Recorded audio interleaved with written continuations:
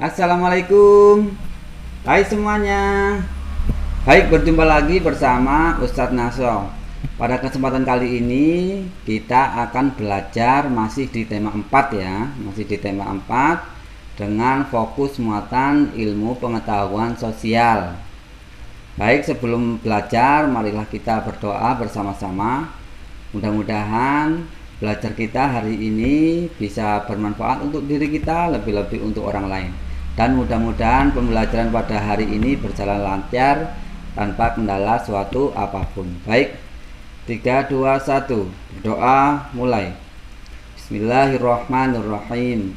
Rabbishrah li sadri wa yassir li amri wahlul 'uqdatam min lisani yafqahu qawli birahmatika ya arhamar rahimin. Baik anak-anakku, hari ini kita akan belajar tentang menganalisis posisi dan peran Indonesia dalam kerjasama di bidang ekonomi, politik, sosial, budaya, teknologi, dan pendidikan dalam lingkup ASEAN.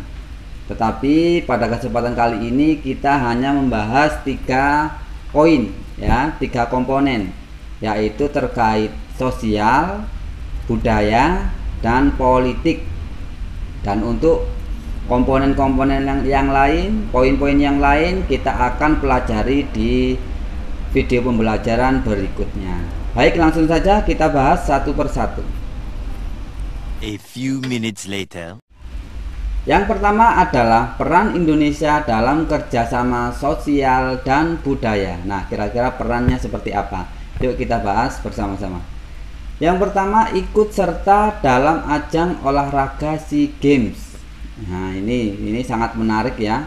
Ajang olahraga SEA Games ini yang paling dinanti-nanti oleh warga masyarakat Indonesia, khususnya umumnya yaitu masyarakat ASEAN seluruhnya.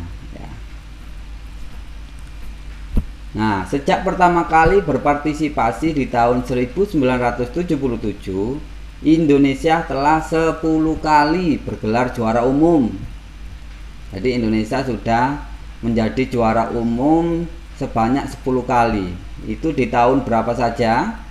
Yang pertama di tahun 1977, terus tahun 79, 81, 83, 87, 89, 91, 93, 97, dan yang terakhir di tahun 2011, dan itu diselenggarakan di negara tercinta kita yaitu Indonesia.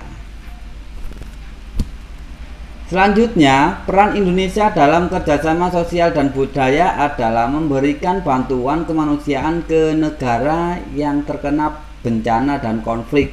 Nah, ini yang sedang ramai ya beberapa tahun kemarin, yaitu tentang konflik yang ada di Rohingya, ya, Rohingya di Myanmar. Nah, itu juga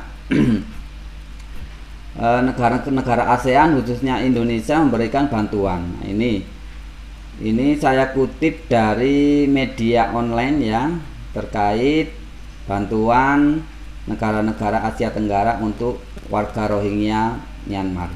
Baik, yuk kita baca bersama-sama.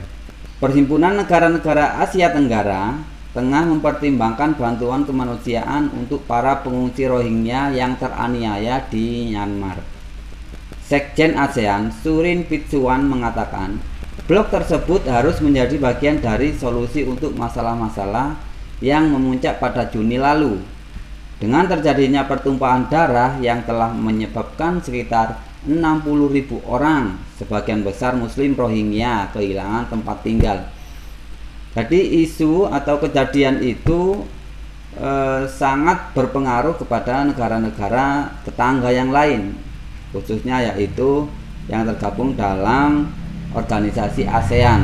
Oleh karena itu, Sekjen ASEAN Surin Pitsuwan tadi mengatakan bahwa harusnya ini menjadi prioritas kita semua dalam berorganisasi ya, dalam berorganisasi ASEAN itu sendiri. Jadi saling membantu satu sama lain.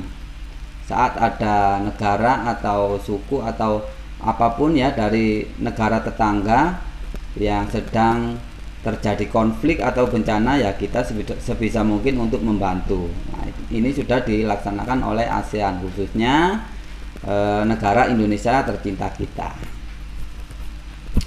Selanjutnya, peran Indonesia dalam kerjasama sosial dan budaya, yaitu Indonesia juga mengikuti AFNAM, yaitu kegiatan untuk memperkenalkan mahasiswa tentang ASEAN. Nah, ini juga dilakukan Indonesia dalam setiap kegiatan AFNAM, yaitu memperkenalkan mahasiswa tentang apa sih organisasi ASEAN dan sebagainya.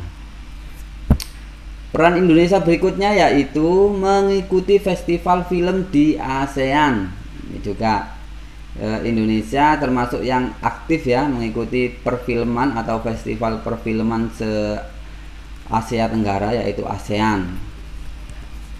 Nah, ini Ustadz kutip dari media online bahwa Festival Film ASEAN 2020 bakal digelar di tengah pandemi. Nah, ini digelar di Bangkok ya, di Bangkok di bulan ini, di bulan September akhir pekan.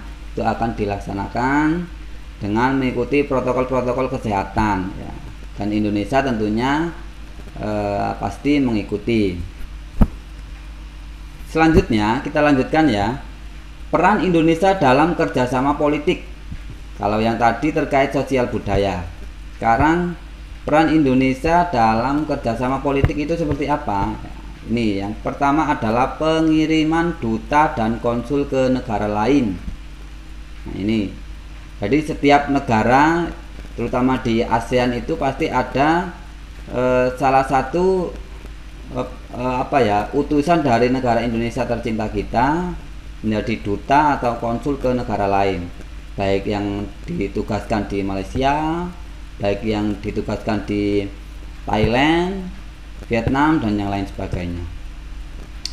Yang kedua, kerjasama kawasan damai, bebas, dan netral. Jadi ini sudah ada namanya kerjasama kawasan damai, bebas, dan netral. Jadi ASEAN juga salah satu organisasi yang mengedepankan bagaimana itu proses atau sesuatu yang bersifat kedamaian. Selanjutnya, bekerja sama menanggulangi narkotika dan obat terlarang.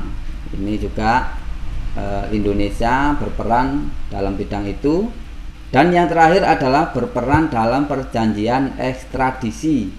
Apa itu ekstradisi? Yaitu penyerahan penjahat yang tertangkap di negara ASEAN. Nah, ini masih belum lama ya, masih hangat-hangatnya.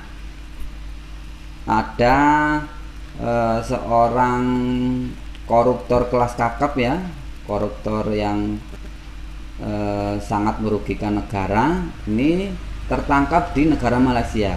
Yuk kita baca beritanya. Baik, berikut berita dari kompas.com ya, kita baca bersama-sama. Terpidana kasus hak tagih Bank Bali Joko Sugiarto Chandra ditangkap di Malaysia. Kepala Bareskrim Polri Komjen Listio Sigit Prabowo memimpin langsung penjemputan buronan 11 tahun itu. Joko Chandra sudah dijemput oleh Bapak Kabareskrim di Malaysia dan saat ini sedang dalam perjalanan, kata Kepala Divisi Humas Polri Irjen Argo Yuwono seperti dikutip dari tayangan Kompas TV Kamis 30 bulan 7 2020.